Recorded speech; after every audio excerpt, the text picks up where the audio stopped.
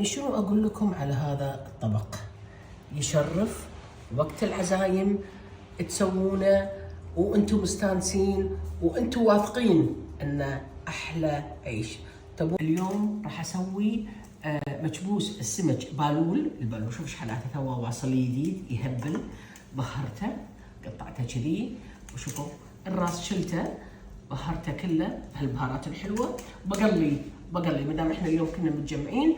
الكل يسوي والكل يعرف، لكن ما راح اسويه بالعيش الابيض، راح اسويه السمك ببطنه. يعني راح يكون احمر لونه شويه لانه فيه طماط، معجون، شويه فليفله ملونه، ثوم، زنجبيل، بصل، كزبره، شبنت، بهارات. ما راح اكثر وايد بهارات، اللي هي كزبره، كمون، بهار مخلوط شويه، ملح فقط. طبعا اللومي اكيد بنحطه. اول شيء راح احمس البصل وراح اوريكم اياه بالشكل النهائي كله على بعضه. اوكي شوفوا هذا هني بعد اقلي السمك تقليه خفيفه، هو مو مسوي راح لان راح اسوي هني. حطيت البصل، تعالي شوفوا هني البصل يتحمر، الثوم والزنجبيل بعدين بحطه. حطيت سمنه وزيت انطر شويه، شوفوا شلون تحمر شويه خفيف. الحين ابي احط حبتين ورق غار وكزبره وشبنت. ما راح احط وايد بهارات يا جماعه، مو حلو البهارات يضيع طعم السمك. هذا شوفوا ايش حالاته. ليش لما يقولون الاكل ناطع حلو؟ لانه لازم البهارات، اي بهار كان لازم يتحمر. يعني الاكل الهندي ليش الناس كلها تحبه؟ ليش؟ لانه ينحمس دائما. حمس البهارات ينحمس فيعطيه طعم وايد احسن. يعني مو الكل يطبخ، ماكو حد ما يطبخ، الكل يطبخ، لكن الفرق بين هذا وهذا انه لازم ينحمس البهارات. خلينا ينحمس شويه.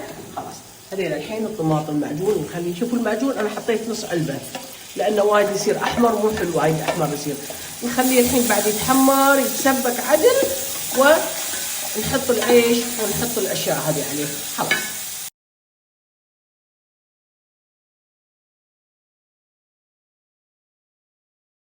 شوفوا شلون العيش، شوفوا حطيت الليمونتين. نحط دائما نحط الماي طرف الجدر، شوفوا ما نسى هذا. اوكي راح احط شوي والحين احط السمك.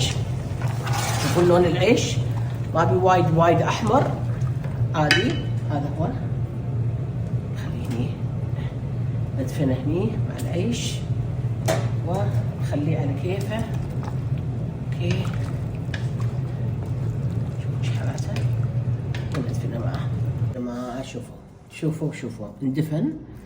شوفوا له، شوفوا تنهنه على قولتهم، ما بيأخربه. شوفوا لون السمك ينن.